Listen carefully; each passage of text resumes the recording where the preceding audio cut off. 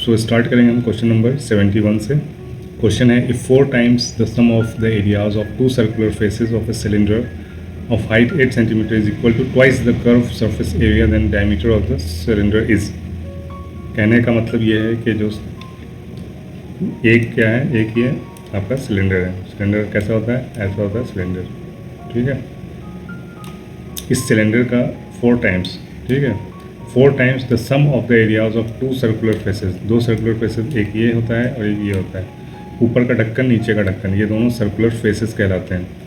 दोनों circular faces का जो सम है, ठीक है, उसका 4 गुना,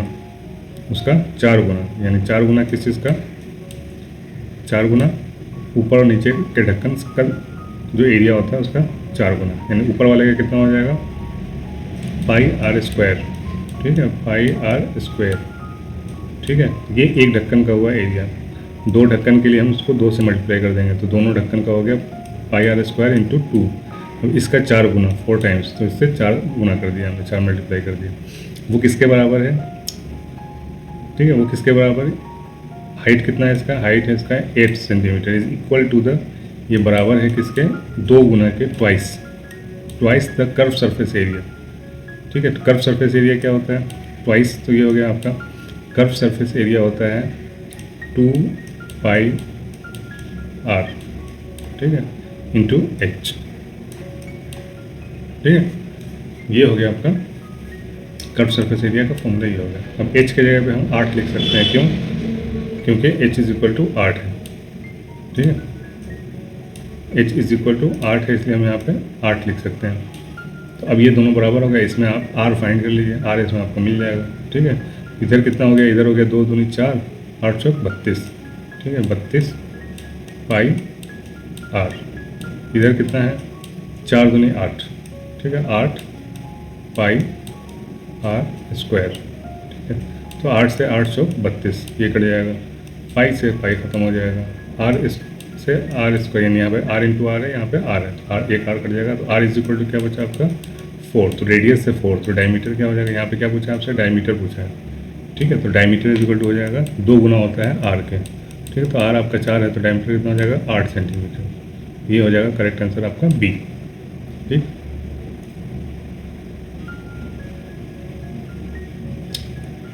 नेक्स्ट क्वेश्चन देखेंगे हम, क्वेश्चन नंबर 72, ठीक है। A vessel is in the form of hollow hemisphere mounted by a hollow cylinder, ठीक है। एक वेसल है, वेसल बोलते हैं बर्तन को, ठीक है।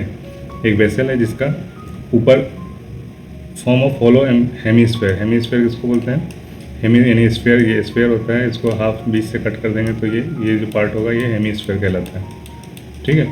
तो ये हो गया आपका हेमिस्फेयर माउंटेड बाय ए हॉलो सिलेंडर, ये एक सिलेंडर के, इसके ऊपर एक सिलेंडर, हॉलो सिलेंडर रखा हुआ है, ठीक है। ये वेसल हो गया, ये कंप्लीट वेसल हो गया ये, ठीक है। Diameter of the hemisphere is 14 centimetre, hemisphere का जो डायमीटर है ये यहाँ से यहाँ तक का 14 है, ठीक है। तो रेडियस कितना हो जाएगा इसका, 7 हो जाएगा रेडियस, ठीक है, यानी यहाँ से यहाँ तक की हाइट इसकी कितनी हो जाएगी, 7। अच्छा, और क्या है, यहाँ ये जो चौड़ाई है इसकी, ये हो जाएगी आपकी 14, and the total height of the vessel is 13 centimetre, ये पूरा जो है यहाँ से यहाँ तक 13 है, ठीक है। Find the inner surface area of the vessel, ये वेसल के अंदर इनर सरफेस एरिया, यानी ये पूरा सरफेस एरिया इसका अंदर से कितना होगा वो बताना है, सरफेस एरिया। तो दोनों के सरफेस एरिया को हम जोड़ देंगे, ठीक है। तो सरफेस एरिया ऑफ सिलेंडर क्या हो जाएगा, सरफेस एरिया ऑफ सिलेंडर हो जाएगा आपका, अभी मैंने ऊपर बताया आपको सरफेस एरिया के लिए हम क्या करेंगे, 2 पाई आर, ठीक है। ये सरफेस एरिया हो गया किसका, सिलेंडर का, ठीक है, इंटू एच, ठीक है। तो सिलेंडर का एच कितना है, सिलेंडर का ये टोटल 13 है, जिसमें से यहाँ से यहाँ तक 7 है, तो यहाँ से यहाँ तक कितना बचा, 7 और 6 13, ठीक है। तो एच की जगह पे हम 13 लिख देंगे, आर इसका 7 है, ठीक है। तो कितना हो गया 2 पाई इंटू आर, आर कितना है 7, ठीक है, इंटू एच कितना है 6, ठीक है। पाई को हम 22/7 लिख सकते हैं, ठीक है। तो 2 इंटू 22/7 इंटू 7 इंटू 6, ठीक है। 7 से 7 कट जाएगा, तो ऊपर बचेगा आपका 22 गुने 2 गुने 6, यानी 12 गुने 22, ठीक है। अभी हम नीचे का देखेंगे, ये वाले हिस्से का सरफेस एरिया क्या होगा। ठीक है। तो हेमी स्फीयर का जो सरफेस एरिया होता है वो क्या होता है, हेमी स्फीयर का जो सरफेस एरिया होता है वो होता है 4πr²। ठीक है, कितना होता है 4πr²। ठीक है, 4πr², ये पूरे पूरे इसका होता है, यानी पूरे स्फीयर का होता है 4πr²। तो इसका आधा कर देंगे। ठीक है, तो ये क्या हो जाएगा, इसका आधा हो जाएगा, यानी कि हेमी स्फीयर का हो जाएगा, यानी 2πr²। ठीक है, तो यहाँ पे 2 कितना हो जाएगा 22/7। ठीक है, गुणे r², यानी 7 गुणे 7। ठीक है, तो 7 से एक साथ कट जाएगा, तो 22 गुणे ये हो जाएगा। ठीक है, तो कितना हो गया 22 गुणे 44 गुणे 7। तो हम इसको ऐड, इस दोनों को ऐड कर लेंगे। ठीक है, ये वाला हिस्सा, ठीक है, ये वाला हिस्सा और ये वाला हिस्सा, इन दोनों को ऐड कर लेंगे। तो कितना कितना है हमारा,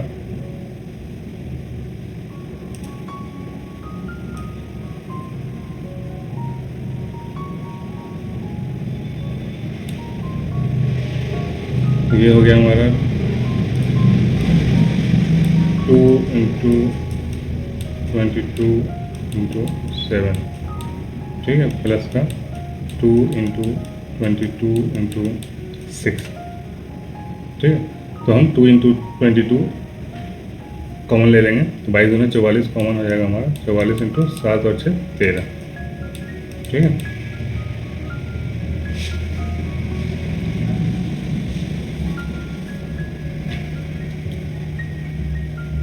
ठीक है, तो 13 चौक कितना होता है 52। 52 का 2, 13 4 52, 52 का 2 असल 5, 13 चौक 52 2,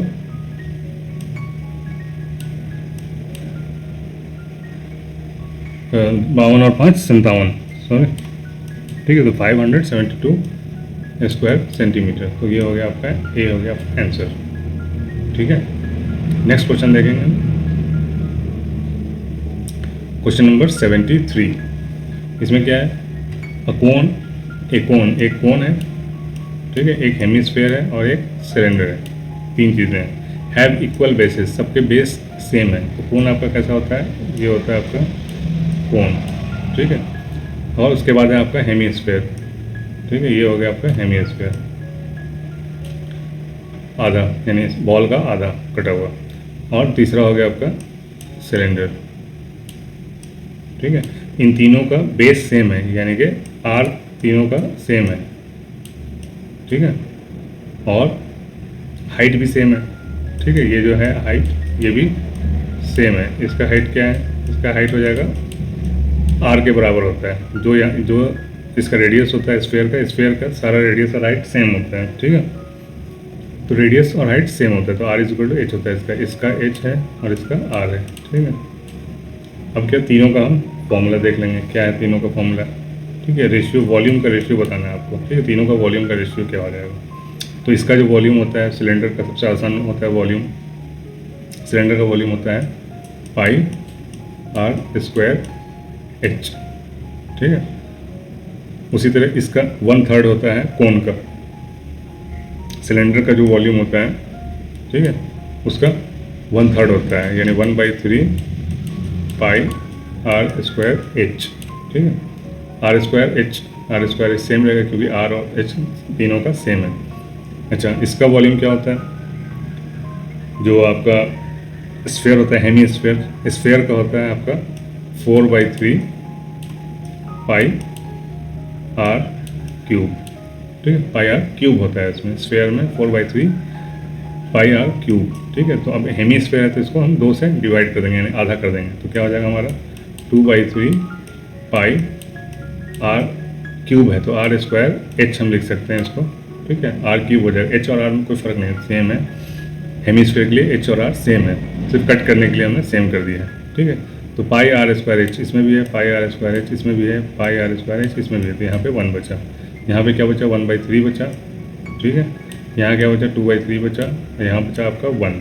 ठीक है, तो अभी क्या बचा, रेशियो क्या है इन तीनों का, कोन, हेमिस्फीयर और सिलेंडर का रेशियो।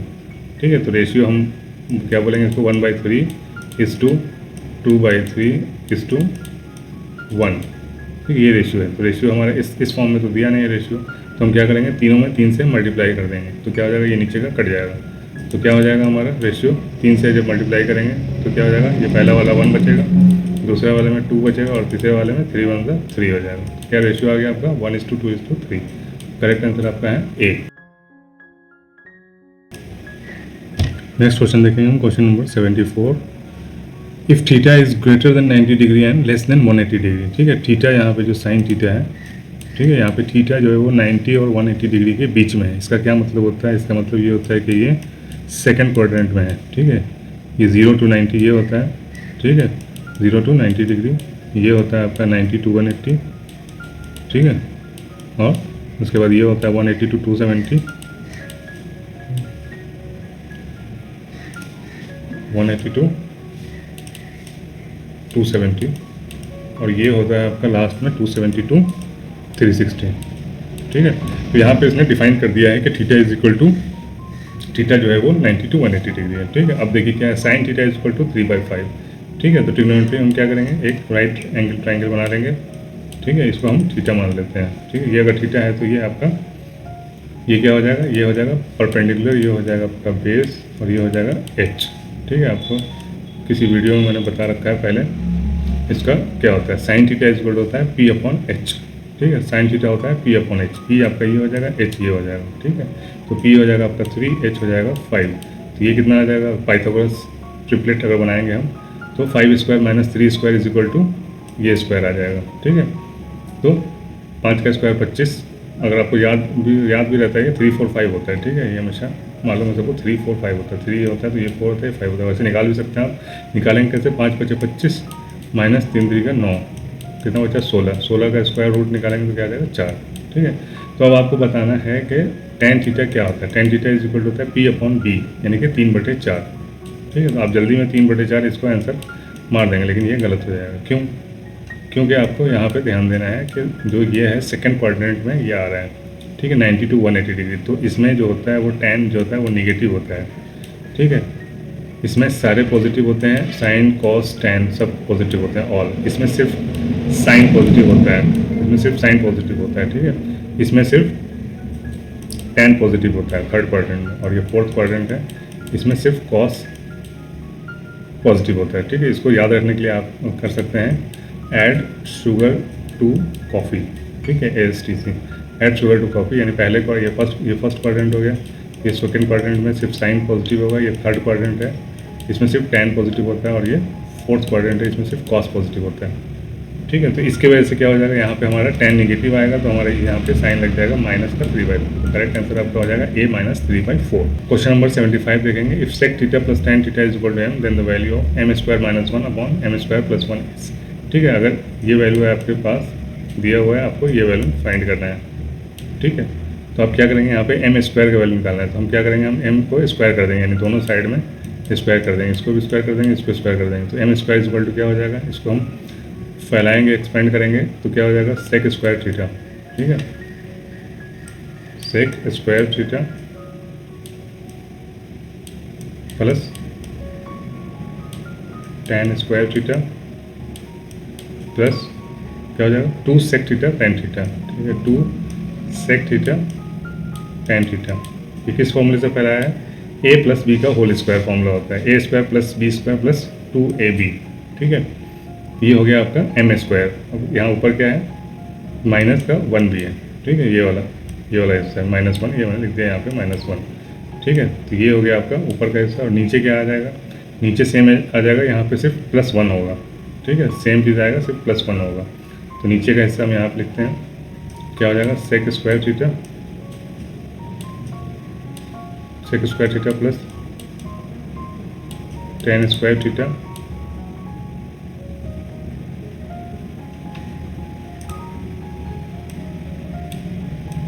प्लस 2 sec थीटा और tan थीटा।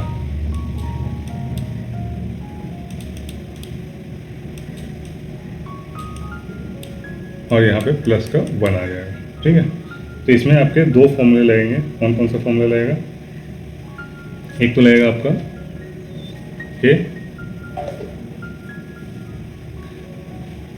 ये देखिए टेन स्क्वायर थीटा, ठीक है, -1 क्या होता है sec square theta. Tan square theta या sec square theta -1 equal to tan square theta, ठीक है। एक फॉर्मूला होता है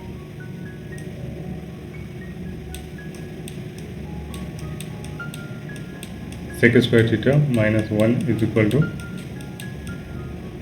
टेन स्क्वायर थीटा, ठीक है। Sec square theta -1 is equal to tan square theta, या फिर 1 प्लस इसी को आप कन्वर्ट करेंगे तो सेक स्क्वायर थीटा हो जाएगा आपका, क्या हो जाएगा टेन स्क्वायर थीटा प्लस का 1, ठीक है। इसी दोनों को ऊपर में कौन सा है ये वाला यूज़ होगा और नीचे में ये वाला यूज़ करेंगे, ठीक है। अभी देखिए क्या हो जाएगा हमारा, ऊपर में देखिए ऊपर में क्या है 10, ये सेक स्क्वायर थीटा है, ये -1, इसके जगह पे हम लिख देंगे टेन स्क्वायर थीटा, तो ये 2 टेन स्क्वायर थीटा हो जाएगा, क्या हो जाएगा 2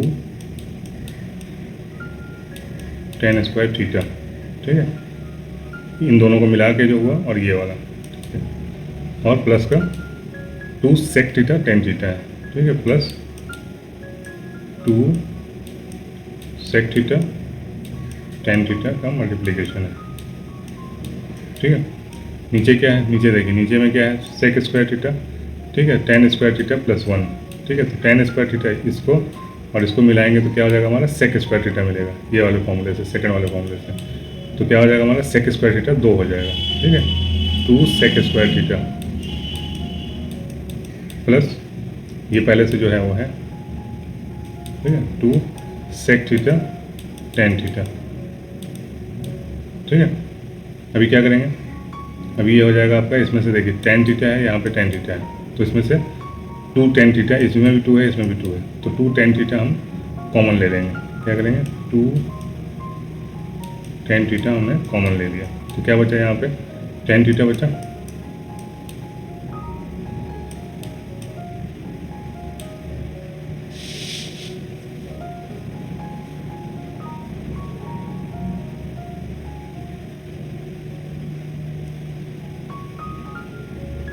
ten theta plus sec theta, ठीक है। इसमें से टेन थीटा बचा और इसमें से सेक थीटा बचा, नीचे वाले में से हम ले लेंगे 2 सेक थीटा, ठीक है। तो अंदर क्या बचेगा sec theta plus tan theta, ठीक है। तो ऊपर भी है सेक थीटा टेन थीटा, नीचे भी है सेक थीटा टेन थीटा, तो ये दोनों आपस में कट जाएंगे, 2 से 2 कट जाएगा, तो tan theta upon sec theta, ठीक है।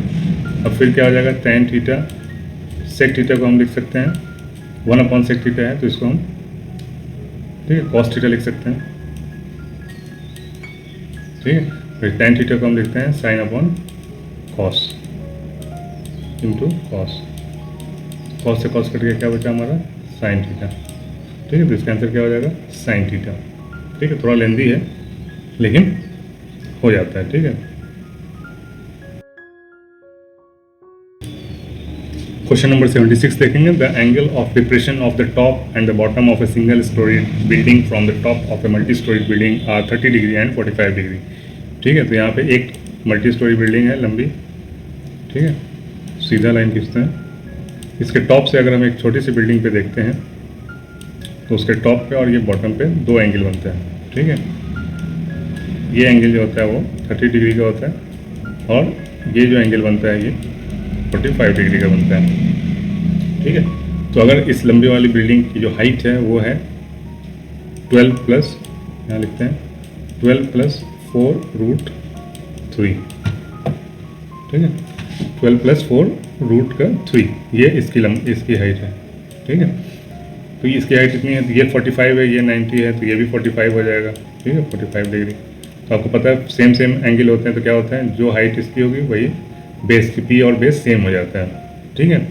तो इसके यहाँ पे जो है बेस इक्वल टू भी क्या हो जाएगा 12 प्लस 4√3, ठीक है, 12 प्लस 4√3।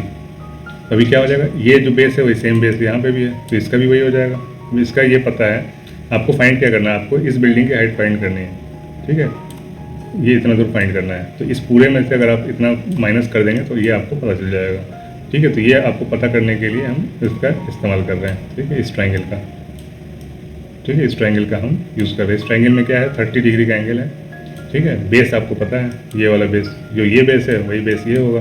ये बेस पता है आपको, इतना है। ठीक है, 12 + 4√3 बेस है। परपेंडिकुलर आपको पता करना है। ठीक है, तो परपेंडिकुलर अपॉन बेस क्या होता है, tan थीटा होता है। ठीक है, equal to tan 30 degree.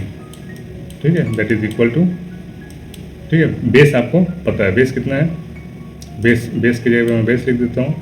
Base है आपका 12 + √3। ठीक है, tan 30 की वैल्यू क्या होती है, 1/√3।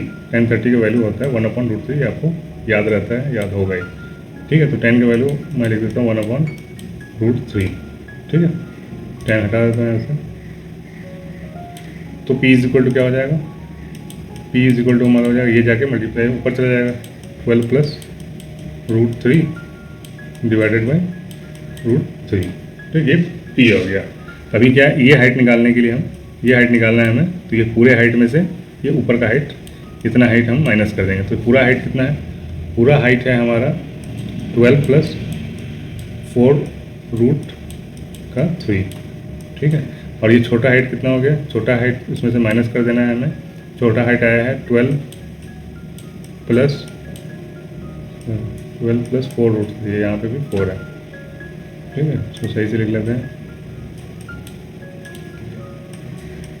12 + 4√3। ठीक है, 12 + 4√3 divided by √3।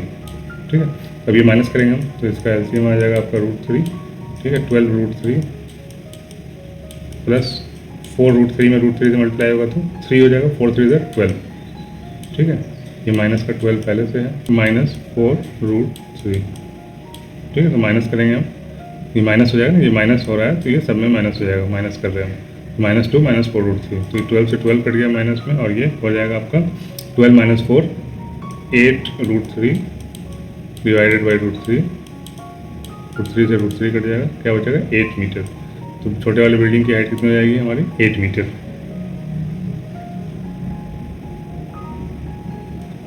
Now question number 77। ठीक है, इस क्वेश्चन में क्या है, if the mean of n observations AF1, AF2, AF3, dash dash dash dash dash AFN, क्या मतलब है इसका, ये फर्स्ट टर्म है AF1, सेकंड टर्म है AF2, थर्ड टर्म है AF3 और लास्ट टर्म है AFN। इन सब का जो मीन है वो है हमारा AF। ठीक है, ये कैपिटल F। तो इनमें से कौन सा, ये 3 एक्सप्रेशन दिए हुए इनमें से कौन सा सही है। ठीक है, तो इसमें कैसे आप पता करेंगे सही क्या है। ठीक है, तो मीन क्या हो जाता है आपका, मीन हो जाता है आपका ये सब का सम डिवाइडेड बाई n। ठीक है, ये सब का सम डिवाइडेड बाई n, तो सबका सम कितना हो जाएगा, सबका सम हो जाएगा, ये सम का साइन होता है ये। ठीक है, तो सबका, यानी कि अगर सबका जोड़ जो है, सबके जोड़ में से अगर हम मीन को घटा दें सब में से तो 0 आता है। ठीक है, ये फॉर्मूला अगर आपको नहीं भी पता है तो आप सिंपल क्या करेंगे, आप लिखेंगे इसका फॉर्मूला। ठीक है, 1/n, n से डिवाइड करेंगे, सम होगा हमारा i = 1 से लेकर n तक, और ये हो जाएगा आपका AFI। ठीक है, ये हो गया आपका मीन का फॉर्मूला है। मीन किसके बराबर है, AF के बराबर। ठीक है, तो अभी ये किसके बराबर हो जाएगा, ये बराबर हो जाएगा NAF के। ठीक है, यानी n टाइम्स जितने आपके टर्म्स हैं, ठीक है, AF1 AF2 AF3 जितने टर्म्स हैं, अगर उतने बार मीन को आप सब में से घटाएंगे तो आंसर 0 हो जाएगा। तो यहाँ पे किस में, कौन से एक्सप्रेशन में ये बात कही जा रही है। ठीक है, इससे आपको पता चला ना, ये वाले फॉर्मूले से क्या पता चला आपको। ठीक है, अगर n उधर गया तो ये यहाँ से n हट जाएगा। ठीक है, तो ये हो गया आपका फॉर्मूला n × AF, यानी ये मीन है आपका, AF मीन है, तो मीन n टाइम्स, यानी जितने नंबर्स हैं, n नंबर्स हैं ना, n टर्म्स हैं, जितने टर्म्स हैं उतने बार अगर आप AF घटाएंगे इन सब से, यानी इन सब के जोड़ को, इन सारे टर्म्स के जोड़ को आप इन n टाइम्स उसके मीन को गुना करेंगे n टाइम्स और के बराबर होगा। ठीक है, यानी कि अगर माइनस करेंगे तो = 0 हो जाएगा। ठीक है, कैसे हो जाएगा, ऐसे हो जाएगा, ठीक है। सम ऑफ ए एफ आई, ठीक है, आई आपका कहाँ से है, आई इज इक्वल टू 1 से लेकर n तक, ठीक है, minus n of A F is equal to क्या बचेगा यहाँ पे 0, ठीक है। तो इसमें 0 कौन सा है, एक ये इसमें भी 0 है, इसमें भी 0 है, ठीक है। तो इसमें देखिए क्या है, AF1 minus AF2 minus AFN minus F. तो AF कितने बार माइनस हो रहा है, n टाइम्स, ठीक है, n टाइम्स माइनस हो रहा है, और ये n टाइम्स ये n टर्म्स है, तो ये सारे जुड़ जाएंगे।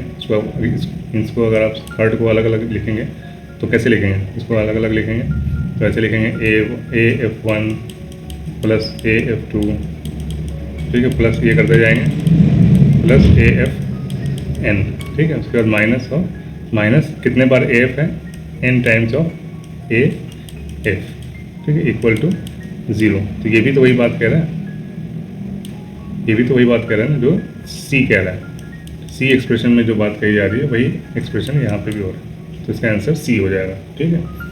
अभी ढूंढना कैसे आपको, यहाँ तो पता है आंसर, इसलिए आपको इजी लग रहा है, फिर आप ढूंढेंगे कैसे, ठीक है। तो इसमें आपको अंदाज़ लगाना है एक्सप्रेशन देख के कि यहाँ पे क्या हो रहा है, ठीक है। ये एक्सप्रेशन का मतलब समझने की कोशिश कीजिए। ए में क्या है, मतलब AF1 plus AF2 plus AF3 plus AFN तक, इन सब को जोड़ेंगे तो क्या AF आएगा, नहीं, इन सब को ये जोड़ने के बाद नीचे n से डिवाइड करेंगे। अगर यहाँ पे n होता तो ये एक्सप्रेशन सही हो जाता, ठीक है। सिर्फ आंसर बताना मेरा मकसद नहीं है, आप ये मकसद है कि आप अगर टेस्ट में बैठे हैं तो अगर ये क्वेश्चन आएगा तो आप क्या करोगे, ठीक है। मेरा बताने का मकसद यही है। थोड़ा सा टाइम ज़्यादा लगेगा लेकिन समझ में आएगी पूरी बात, ठीक है। वीडियो थोड़ा लंबा हो जाएगा लेकिन आपको समझ में आना चाहिए, ठीक है। यहाँ पे छोटा वीडियो बनाने से कोई फ़ायदा नहीं, आंसर बताने से कोई फ़ायदा नहीं, कहीं पे भी आपका आंसर पता चल जाएगा। आप इसको अप्रोच कैसा होगा आपका, ठीक है। नेक्स्ट क्वेश्चन देखेंगे हम, question number 78। A 2 digit number is written as random digit at 10th space is non zero, ठीक है। जो 10th स्पेस पे है डिजिट वो नॉन ज़ीरो यानी ज़ीरो नहीं हो सकता, ठीक है। तो यानी ये 2 डिजिट नंबर है, कहाँ से 10 से स्टार्ट हो रहा है और 99 तक ख़त्म होगा, ठीक है। तो आपको प्रोबेबिलिटी निकालनी है, probability find the probability that the number will be even but smaller than 40, ठीक है। तो नंबर इवन होना चाहिए लेकिन 40 से कम होना चाहिए। तो 10 से स्टार्ट होगा वो नंबर, ठीक है, 10 होगा, फिर 12 होगा, फिर 14 होगा, ऐसे करते करते वो लास्ट 38 तक आएगा, ठीक है। तो कितने नंबर हो गए टोटल, टोटल नंबर निकालने की आपके पास फॉर्मूला है, ठीक है। Total number is equal to होता है आपका लास्ट नंबर, ठीक है, माइनस फर्स्ट नंबर, ठीक है, divided by common difference. Common difference जो दोनों नंबर के बीच का है, किसी भी दो नंबर के बीच का कॉमन डिफरेंस है वो है 2, ठीक है। उसके बाद प्लस 1 कर देंगे, तो यहाँ पे आपका हो जाएगा 38 माइनस 10 28, 28 डिवाइड बाई 2 14 प्लस 1 15, ठीक है। तो 15 ऐसे आएंगे, और कितने में से आएंगे, टोटल कितने हैं हमारे डिजिट्स, तो टोटल डिजिट्स होते हैं हमारे 99 माइनस 10 प्लस 1 हो जाता है, ठीक है। जैसे कि आप 1 से 10 तक में, 1 से 10 तक में कितने डिजिट्स हैं, 1 से 10 तक में कितने डिजिट हैं, तो 10 माइनस 1 9 प्लस 1 10, 10 डिजिट होते हैं, ठीक है। तो उसी तरह 99 माइनस 10 89 प्लस 1 90, टोटल ये 90 डिजिट 90 नंबर्स।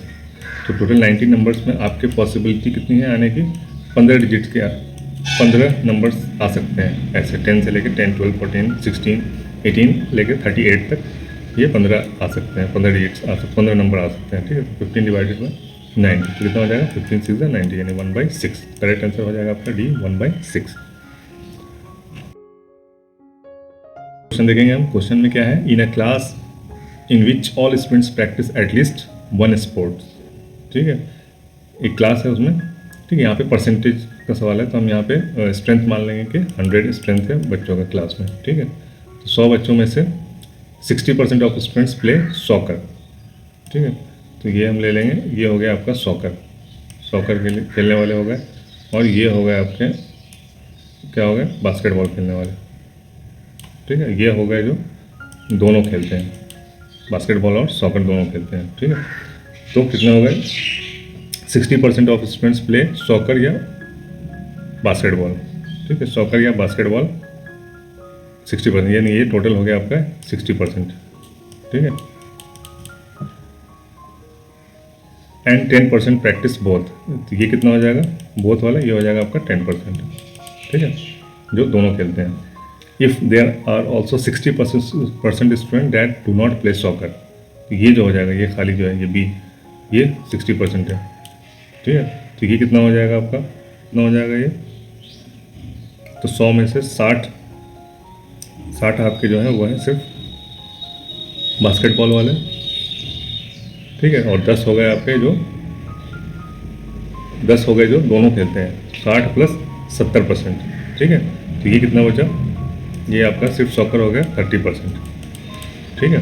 सिर्फ सॉकर कितना हो गया 30%। तो 30% को हम कैसे शो करते हैं, 0.3, ठीक है। 30% को कैसे शो करते हैं, 0.3। नेक्स्ट क्वेश्चन देखें हम, question number 80, which one of the following is least if mean value of X is 14, यानी एक्स का मीन यानी X bar is equal to 14 है, तो इसमें लीस्ट सबसे कम वैल्यू किसकी होगी। तो इसमें आप देख लीजिए 14 माइनस ये एक्स माइनस 14 का स्क्वायर, यानी ये मीन 14 माइनस, यहाँ पे x की जगह पे अगर 14 रखेंगे तो 14 माइनस 14 0 हो जाएगा, ठीक है। तो सबसे लीस्ट वैल्यू किसकी आएगी, तो इसकी आएगी, डी की आएगी सबसे लीस्ट वैल्यू, ठीक है। ये सेम वैसे ही क्वेश्चन है जैसा कि आपने यहाँ पे देखा था पीछे, ये क्वेश्चन है क्वेश्चन नंबर ये 77, ठीक है। इस क्वेश्चन में क्या था, ये चीज़ था, ठीक है। इसका आंसर देखिए यहाँ पे क्या हो रहा है, क्या वैल्यू 0 कब आती है, वैल्यू जब उसके सभी नंबर में से आप मीन माइनस कर रहे हैं, ठीक है। सभी टर्म्स में से मीन माइनस कर रहे हैं तो 0 आ रहा है, ठीक है। तो यहाँ पे भी सेम वही केस है, यहाँ पे वही केस है, सब में से यानी कि सब में से आप मीन माइनस कर रहे हैं तो क्या मिलेगा आपको, 0 मिलेगा, और 0 का स्क्वायर 0 ही होता है, ठीक है। तो सबसे लीस्ट वैल्यू यही हो जाएगी, विच one of the following is least if mean value of X is 14, ठीक है। मीन वैल्यू आपका 14 है, मीन वैल्यू को घटाएंगे सभी टर्म्स में से तो वो सबसे 0 आ जाता है, ठीक है। तो उम्मीद करता हूँ क्वेश्चन आपको समझ में आ रहे होंगे, और अगर आपको वीडियो अच्छी लगे तो फिर शेयर कीजिए, लाइक कीजिए, कमेंट कीजिए और सब्सक्राइब कीजिए चैनल को। So best of luck for your coming examination. Have a nice day. Goodbye.